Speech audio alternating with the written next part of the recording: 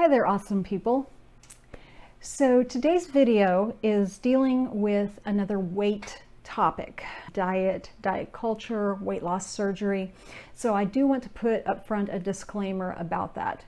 If you are a person for whom this is a triggering or distressing content subject, I suggest you skip this video. I will be posting other content on my channel that is not about this topic, that is about spoonie issues, chronic illness, disability issues, specifically as it reflects in the workplace, career, and that sort of thing.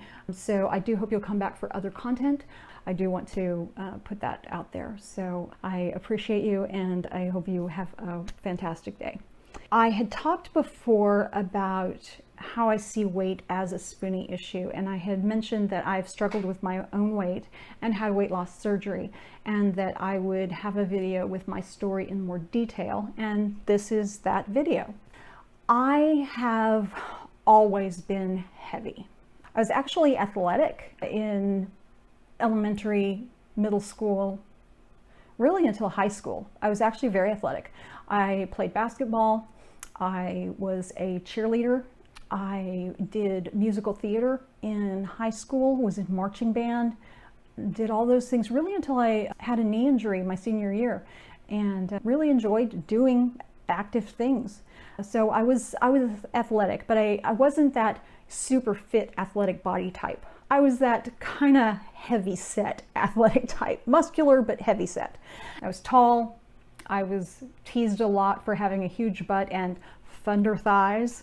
And while that may be, all the rage now, I guarantee you it wasn't in the 80s. And as far as, balanced curves, no, didn't have that either because I was incredibly flat-chested. Yeah, I had serious body issues. So that body image I had, we get messages from everybody in our lives. My parents weren't horrible about it. They didn't push me into dieting or anything like that. They made enough comments that they made me self-conscious about my body and my weight. They weren't as bad as a lot of people I've seen about it. But I had an older sister who was enough older than me that she was really a very influential parental figure in my life. And she had started gaining a lot of weight after she had her first child. And she really transferred a lot of her feelings about being heavy onto me. She commented on my weight a lot. She went out of her way to instill a lot of diet culture into me. I was probably 10 or 12 the first time she started teaching me how to diet properly.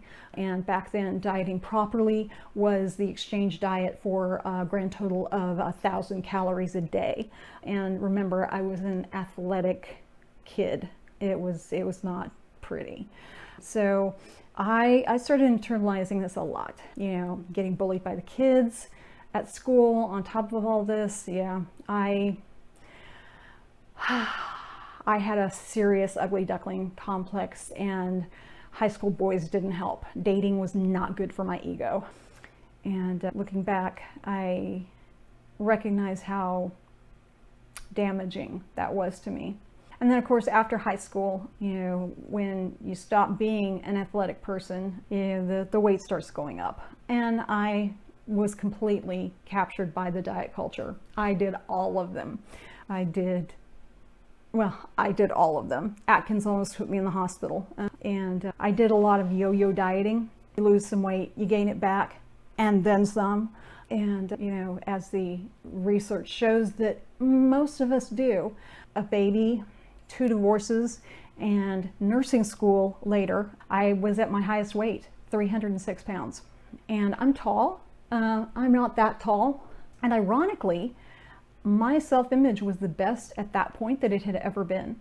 Through the divorces and other things going on in my life, I had been in therapy and had gotten over my ugly duckling issues. And I honestly had this weird reverse body dysmorphia where I never saw myself as big as I was. When I looked in the mirror, I honestly didn't see myself the size I was. I always saw myself as smaller, so I had learned to dress myself attractively. I had come to realize that I was attractive to potential mates, and I was pretty. And so I didn't care much about my size. So size was never my problem. I never really cared about any of those. None of those things ever played in my decision to lose weight and to have the surgery. It was always a decision that was driven by my health.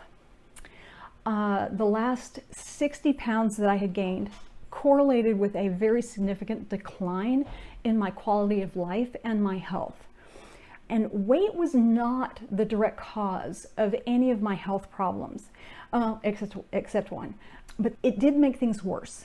I did have sleep apnea, and that sleep apnea was directly caused by the weight gain. And we know that because after I lost the weight, the sleep apnea went away. But for the rest of my conditions, weight didn't cause them. With autoimmune arthritis and really any kind of arthritis, extra weight causes increased stress on the joints. With excess fat tissue on the body, you have extra inflammation in your body. For all my other conditions, IBS, the arthritis, asthma, migraines, that inflammation makes it worse. And so the weight definitely made all of this worse, and compounded together, my quality of life was declining, and declining fairly rapidly. So my sister, once again, my sister comes into the picture. She had had weight loss surgery and had been pressuring me for years at that point to also get it.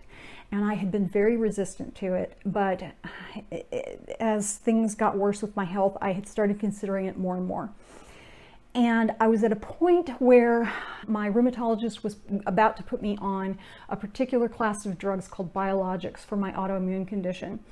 And they impair healing. So if you're on them and you have to have surgery, very frequently you have to go off of them for a period of time before the surgery and for a period of time after the surgery so you can heal properly. And so it was a situation where if I was going to have the surgery, I needed to have it before I went on these drugs. So I talked to my medical team, my rheumatologist, my primary doctor, fully expecting them to be absolutely dismissive of the idea. And I was very surprised that they were all very encouraging about the idea. My rheumatologist in particular was incredibly encouraging about it. She said she couldn't guarantee that it would cause my autoimmune disorder to go into remission, but she had seen it do exactly that for patients. And even if it didn't, the reduction of the inflammatory factors in my body from the loss of fat tissue could, if it didn't cause it to go into remission, could help the medication work better. So with all of that feedback, I really kind of took the plunge. I didn't feel that I had the time to lose the weight in a long-term, more natural fashion because my health was declining so rapidly. So we're now coming up on almost 5 years. It'll be 5 years in August, and it's March now.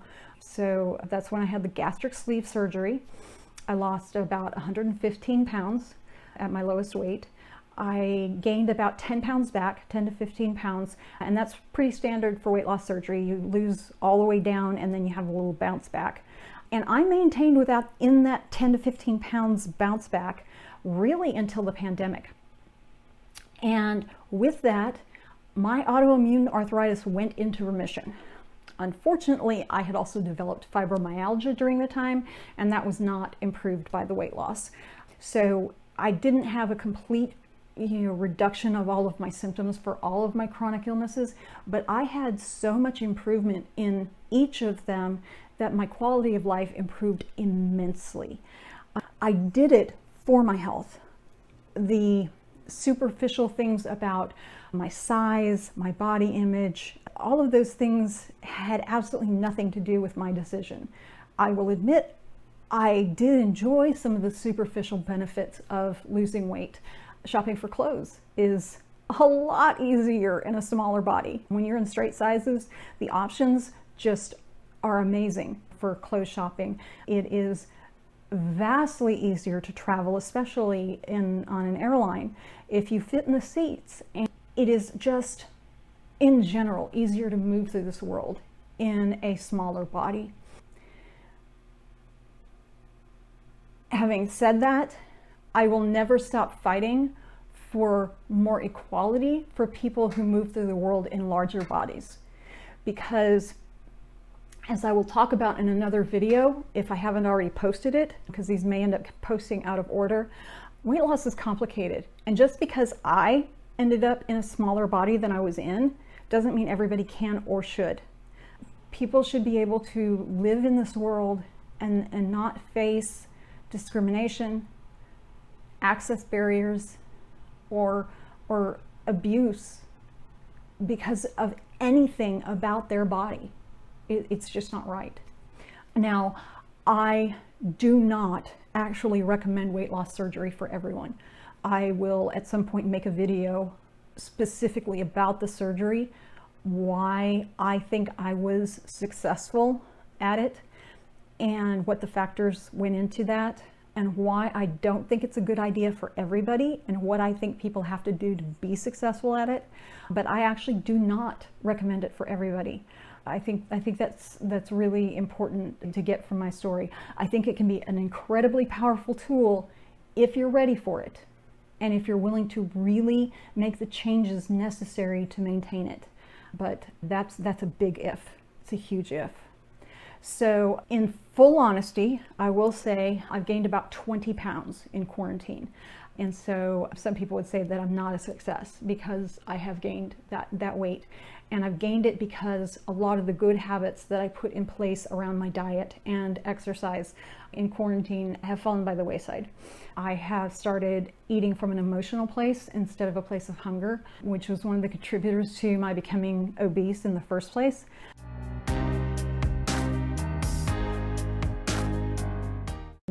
Really, survival is enough for everyone out there. Survival is enough.